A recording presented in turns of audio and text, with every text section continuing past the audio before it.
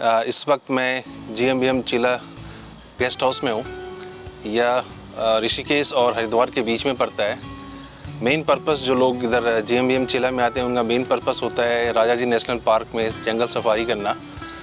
मैं आपको रिकमेंड करूँगा कि जब आप GMBM चिला या फिर हरिद्वार ऋषिकेश में आते हैं और आपका मेन पर्पस है सिर्फ़ और सिर्फ राजा जी नेशनल पार्क कवर करने का, और राजा जी नेशनल पार्क कवर करने का मेन पर्पस है टाइगर की साइटिंग करना, तो आप थोड़ा डिसअपॉइंट हो जाएंगे। बिकॉज़ यहाँ पे या तो टाइगर है नहीं या फिर इतने कम है कि आपको टाइगर साथ दिखेंगे नहीं।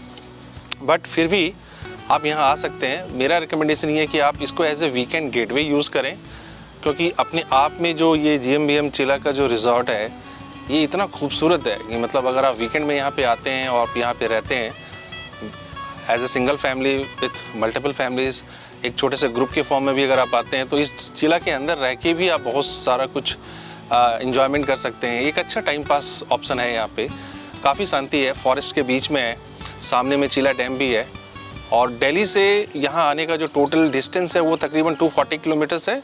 ट्रैवल टाइम 4.5 आवर्स, थोड़ा बहुत ब्रेक लेकर के 5 आवर्स में आप आ सकते हैं। तो आप जब भी चिला आएँ मेन पर्पस रखें GMBM चिला घूमने का, रिजॉर्ट में रहने का, और इसके अलावा आप अगर आप जंगल सफारी करने जाते हैं तो ये सोच के जाएं कि मैं जंगल घूमने जा रहा हूँ और जंगल के जो एक खूबसूरती होती है उसको देखने जा रहा हूँ, टाइगर देखने जा रहा हूँ, ऐसा सोच के थोड़ा मत जाइएगा। बिकॉज उसमें चांसेस नहीं है एज़ कम्पेयर टू अगर जो भी डिफरेंट अलग अलग जो हमारे टाइगर रिजर्व हैं इंडिया में। मुझे लगता है कि राजा जी नेशनल पार्क में टाइगर काफ़ी कम है, नहीं है, या फिर हमें दिखते ही नहीं है। तो चलिए पहले आपको मैं इसका एक टूर कराता हूँ उस पूरे रिजॉर्ट का, और उसके बाद फिर कल सुबह मैं सफारी करने जाऊँगा, तो फिर आपको मैं सफारी के पूरे डिटेल्स बताऊँगा। चिला गेस्ट हाउस में जब आप इंटर करेंगे तो जो सबसे पहली चीज़ आपको अट्रैक्ट करेगा वो है इसका गार्डन। बहुत ही ब्यूटीफुल गार्डन है। और जब आप यहाँ पे बुकिंग कराएं तो यहाँ पे 2 ऑप्शंस होते हैं। एक इनका ओल्ड बिल्डिंग है, दूसरा इनका लॉन्ग हट है जो कि वुडन कॉटेज है। मैं आपको रिकमेंड करूंगा आप सिर्फ लॉन्ग हट बुक कराएं, क्योंकि इसमें भी 2 ऑप्शन है। एक ऑप्शन है जिसमें सिंगल फैमिली रह सकते हैं, और एक ऑप्शन है जिसमें अगर फैमिली बड़ी हो या 2 फैमिली एक साथ जा रहे हैं, जिसमें 2 बेडरूम 2 बाथरूम और एक अच्छा सा बड़ा सा गेस्ट रूम है। हमने फैमिली कॉटेज जो फैमिली स्वीट है उसको बुक करा था। ओवरऑल ये कॉटेज मुझे बहुत ही क्लीन लगा।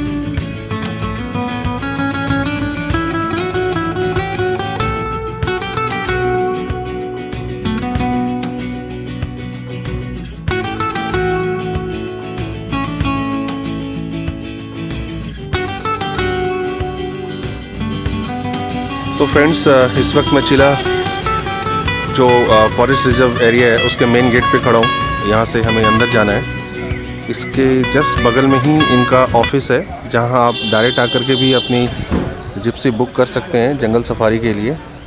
एज सच अभी यहाँ पे ऑनलाइन, जैसे कि आपको जिम कॉर्बेट में ऑनलाइन फैसिलिटी है, फ़िलहाल यहाँ पे ये नहीं है। प्राइवेट प्लेयर्स हैं बट वो आपको कॉस्ट ज़्यादा चार्ज करेंगे, तकरीबन 1000 रुपीज़ एक्स्ट्रा।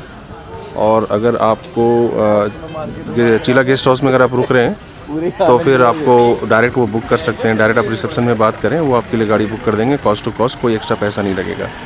तो सबसे अच्छा तरीका है, अगर आप गेस्ट हाउस में रुक रहे हैं तो आपकी गाड़ी बुकिंग भी आराम से हो जाएगी। ये 150 रुपये का आपका पर पर्सन टिकट है, राइट? और अगर फॉरेनर से तो 600 रुपीज़।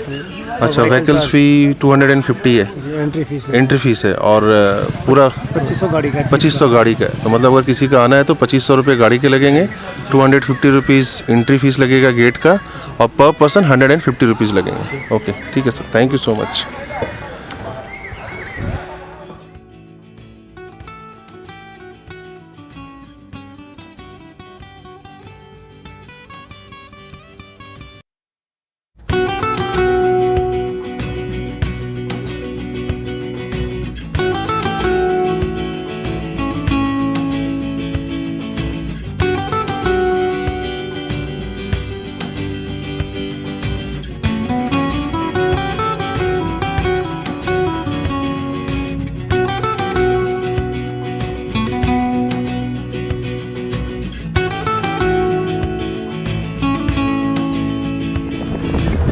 ये जो आप पूरा ग्रासलैंड देख रहे हैं, किसी भी फॉरेस्ट में जब आप जाएं तो सबसे ज़्यादा टाइगर देखने के जो चांसेस होते हैं वो इसी ग्रासलैंड पे होता है, क्योंकि यहाँ पे टाइगर के लिए आसान होता है किसी शिकार को हंट करना। और हिरन वगैरह भी जो होते हैं, डियर्स, वो भी इस ग्रासलैंड में ज़्यादा होते हैं बिकॉज उनको खाने के लिए बहुत कुछ यहाँ पे मिलता है और ये परफेक्ट प्लेस होता है टाइगर और हिरन का इनकाउंटर होने का।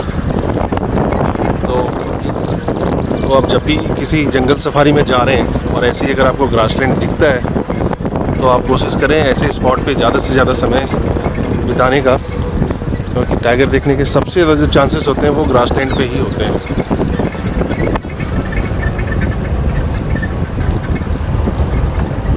और ये पूरा का पूरा इलाका मुझे ग्रासलैंड ही दिख रहा है और आपको एलिफेंट भी इस लोकेशन पे दिखने के चांसेस होते हैं। जंगल में किसी भी सिचुएशन पे आप गाड़ी से नीचे ना उतरे। ये जो आप देख रहे हैं, एक जिप्सी खराब हो गई है जिसकी वजह से दो ड्राइवर आपस में कुछ इसको ठीक करने की कोशिश कर रहे हैं। अभी मुझे एक डियर का बहुत बड़ा झुंड दिख रहा है, क्योंकि टाइगर नहीं है इस जंगल में, या आप ये कह सकते हैं कि बहुत ही कम है। तो उसका एक एडवांटेज डियर्स को ये होता है कि ये काफ़ी बड़े बड़े झुंड में एक साथ आपको दिख जाते हैं। मैं कहीं किसी से पूछ रहा था तो मुझे बताया कि लोगों ने कि कभी कभी ये 200 से प्लस एक साथ दिखते हैं, जो कि एक अच्छी बात है, क्योंकि मैं इससे पहले जितने भी फॉरेस्ट रिजर्व में गया हूँ 30-40 या उससे भी कम एक साथ झुंड में दिखते हैं। बट यहाँ पे फ़िलहाल अभी तो जो मैं देख रहा हूँ तकरीबन 60-70 तो होंगे ही होंगे, कुछ पीछे भी छुपे हुए होंगे जो मुझे दिख नहीं रहे। और ये मेरे जिप्सी से काफ़ी दूर है, मैं जूम करके इसको कैप्चर करने की कोशिश कर रहा हूँ।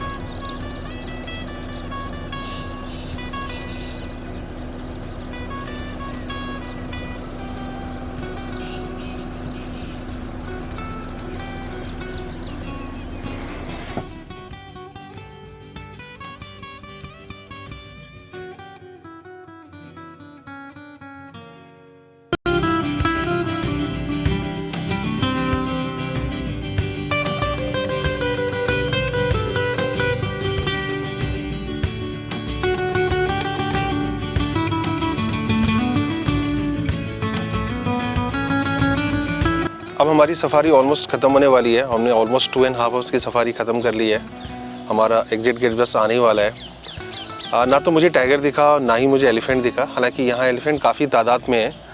ओवरऑल एक्सपीरियंस अच्छा रहा बिकॉज ओवरऑल जंगल काफ़ी ग्रीन है, डेंस है। जो अच्छी चीज़ लगी मुझे यहाँ पे बर्ड्स काफ़ी हैं। मॉर्निंग का समय है, ग्रीन फॉरेस्ट के अंदर चिड़ियों की चहचहाट बहुत प्यारी लग रही है। और जब फॉरेस्ट के बीच में से मिट्टी की जो आपकी रोड है, जो पतले पतले जो रोड बने हुए हैं जिस पे जिप्सी चलता है, आपको उसको देख के भी काफ़ी अच्छी फीलिंग आएगी।